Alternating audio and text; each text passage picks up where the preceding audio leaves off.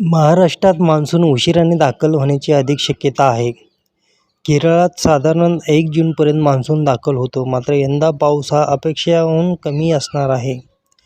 हवामान विभागाच्या माहितीनुसार मान्सून स्थितीत वारा आणि ढगांची अवस्था ही अनिश्चित आहे. डॉ. अक्षय देवरा यांच्या म्हणण्यानुसार पुणे, कोकण, मुंबईसह मध्य महाराष्ट्रात पावसाचे काही प्रमाणात विश्रांती राहणार आहे.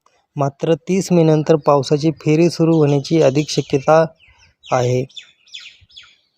दरम्यान विदर्भात 43-46 अंश सेल्सिअस तापमान वाढणार असून काही ठिकाणी वादळी वाऱ्यासह पावसाची शक्यता वर्तवण्यात आली आहे. मान्सूनच्या आगामी बदलत्या शेतकरी आणि जनतेसाठी महत्त्वाची बाब असणार आहे. वेळोवेळी झालेल्या पावसाचा सकारात्मक परिणाम शेतीच्या कामासाठी होणार आहे. जर मान्सून उशिरा दाखल झाल्यास शेतीच्या कामावर मोठे प्रश्न उभे राहू शकेल. राज्यात मान्सूनच्या आगमनाचा तपशील म्हणून हवामानातील संपूर्ण स्थिती आणि अपेक्षा याबाबत अधिक माहिती दिली जाते. तापमान, पावसाची शक्यता आणि हवामान विभागाच्या अलर्टवरून स्थानिक लोकांनी वेळोवेळी जागरूक राहण्याचे आवश्यक आहे.